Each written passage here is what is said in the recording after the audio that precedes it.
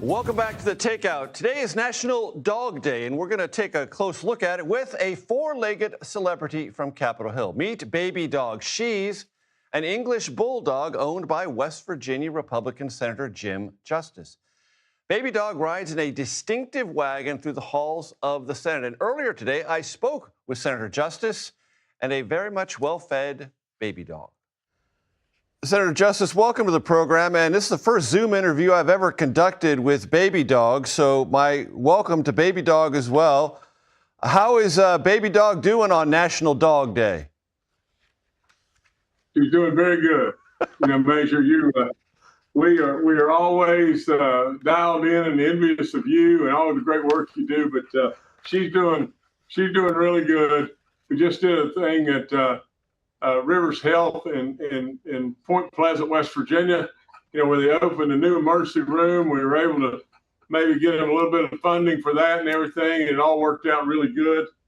She's a little out of breath right now because, there's so many people. Everybody wants to see her. They don't give a hoot about me. That's all, and that's okay.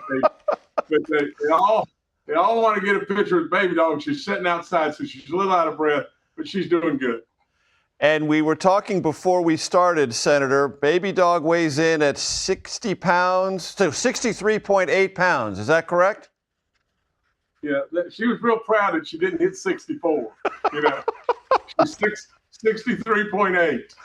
And what does Babydog eat to get to 63.8 pounds? Well, she'll eat about anything except celery. She doesn't like celery. But she eats really good stuff. I mean, we feed her, really, really, really good stuff. But she's really good. That's all there is to it. I tell people all the time, we may be on the same dietary program, and that may be the problem. But she's really good. So, Major, I can't tell you this anymore than just this. But we had never owned a bulldog before. And we had two Boston Terriers sleeping in the bed with us every night. But all of a sudden, our son and daughter just reached this 10-week-old bulldog puppy right over my shoulder on Christmas Eve.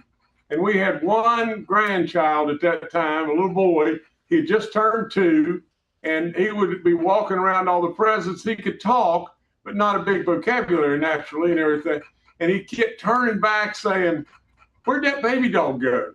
And so we named her Babydog, and after that, she just took off, and she brought a lot of joy to a lot of people. And I think also that movie that Mark Wahlberg is in, Arthur the King, he looked right at that dog and he said, "Thank you for teaching me how to love." And I feel like I surely know how to love, but she has taught a lot of people really how to love. Maybe me too. But she's really, really good. That's all there is to it. Senator, talk to me about the political environment you imagine for Republicans this midterm. You were quoted recently saying Republicans ought to be scared to death. Inflation is still persistent. The war still goes on with Iran. Now there's a trade war with Canada. Give me your sense of where things are. Well, here's the thing. Probably 4 months ago, on different occasions, tried to tell the Republican caucus, at the end of the day, we're in control and we are going to be held responsible.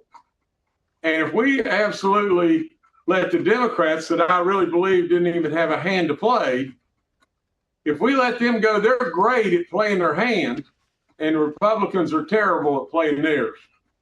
We do great stuff.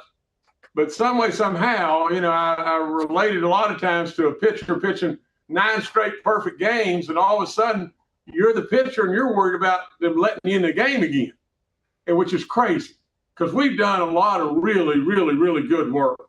And so, but behind all of that, I would just say just this is what I said 4 or 5 months ago to my Republican colleagues. I said, if you're not really in touch with what's going on with Toby and Edith out there, and I always call Toby and Edith the voters.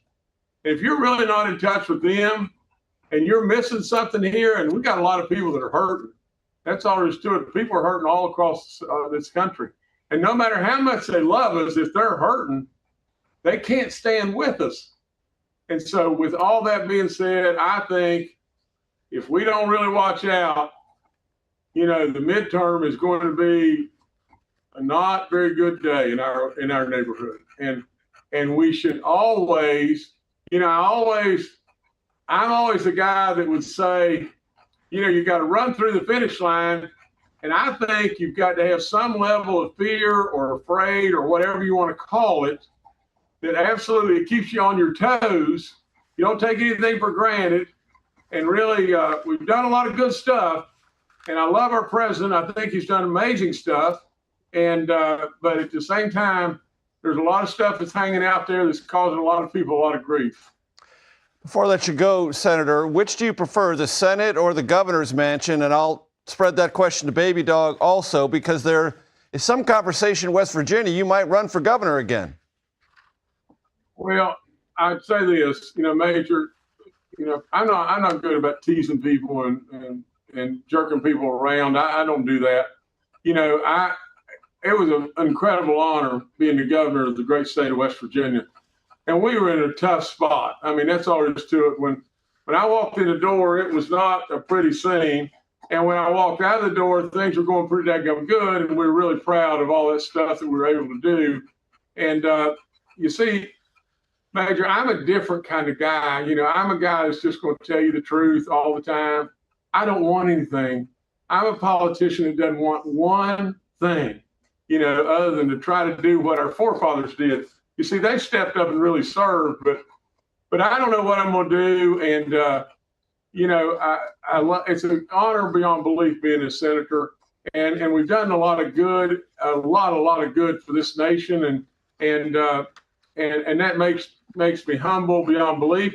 But at the same time, being the governor was 8 years of hard work, but really good stuff. And either way I go, I'm going to keep slugging in every way I possibly can for the great people of West Virginia and the great people of all this country. So it's fair of me to hear you say, Senator, that you're not ruling out running for governor in 2028. It's absolutely fair. And, I'm thinking about it. There's a lot of people that come up and they're nice and they're gracious and everything. They say, we really want you to come back and everything. Well, a lot of people are doing that out of being just polite and good. But at the same time, I do love this state. I love it beyond good sense, and I love its people. And, we for a long time, we were almost expected to know our place. And our place, a lot of times, and I hate to say this, but a lot of times we're in competition with Mississippi on who was going to be dead last and stuff. And that's not any good, because West Virginia, I just think about this, Major, just the last thing I'll say, is West Virginia is within a rock's throw of 2/3 of the population of this country. And it has 4 of the most unspectacular seasons under the sun. We abound in natural resources, naturally coal and oil and gas, but we've got water and we've got timber. We've got so many natural resources, it's just off the chart. And the last thing I'd say is we got good people.